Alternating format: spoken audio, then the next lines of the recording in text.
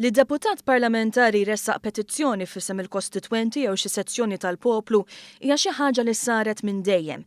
Iżda llum dik il-petizzjoni qed ikollha iktar saħħa għaliex bidliet fil-mod kif jaħdem il-Parlament Malti se jwasslu biex il-petizzjoni tkun analizzata u diskussa f'Kumitat tal-Petizzjonijiet li twieled f'Novembru li għadda.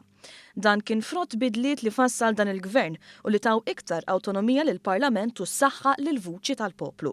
L-Speaker tal-Kamra ta' Rappreżentanti Angelo Farrugia tkellem b'sodisfazzjon kbir dwar dan l-iżvilupp. Wara li saret l-awtonomija, allura kien hemm l-att tal-Parliament Service Act, kien hemm bżonn mbagħad naraw l-standing orders. Ġifieri biex mhux ikun awtonomu biss, nagħtu aktar saħħa lill-poplu. Dina qatt ma kienet, għax meta petizzjoni titsib parlamentari tajlu sma' hawnhekk hawn triq.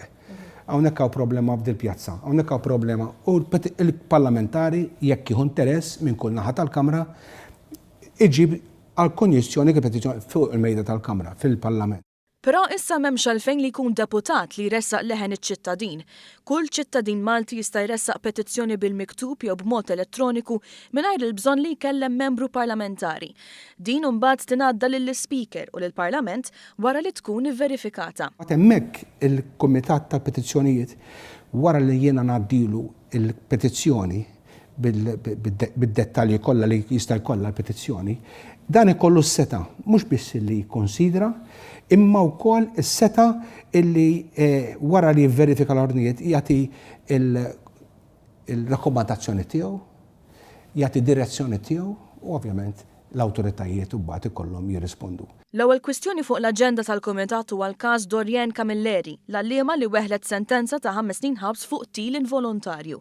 Għaliex kif spjega Farrugia xogħol il-Kumitat huwa marbut mal-mozzjonijiet li ddaħlu wara il-bidla fil-liġi. Petizzjonijiet li ħajidħlu mindu saret il-mozzjoni f'Novembru tas sena l-oħra.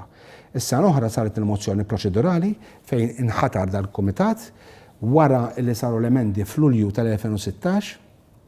Allura waqt li qed tgħaddi l-awtonomija għax l-awtonomija saret fil-5 ta' Wissu bħala fil-Gazzetta tal-Gvern, u allura il-petizzjoni li daħlu wara l-mozzjoni minn Novembru law ikunu taħt il-konjuzzjoni ta' dan il-Kumitat ta' Petizzjonijiet. Il-Kumitat hu kompost minn 5 membri, 3 min-naħa tal-Gvern u 2 mill-Oppożizzjoni. Bħalissa il-membri huma il-Ministri Chris Cardona u Evarist Bartolo, id-Deputat Laburista Charles Manjon u id-Deputati Nazzjonalista Chris Said u David Agius.